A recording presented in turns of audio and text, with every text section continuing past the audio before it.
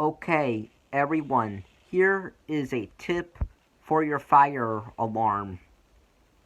Especially in a public building, even if you have one in your house, to make sure that people don't tamper with it.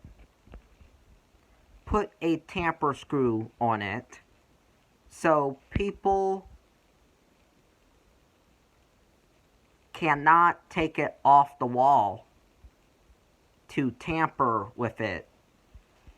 Especially do it with a public fire alarm to make it harder for people to tamper with it in a public building. Even in your house, you don't want people from outside your household coming into your house and tampering with your alarm. I don't want people in my house tampering with my alarm.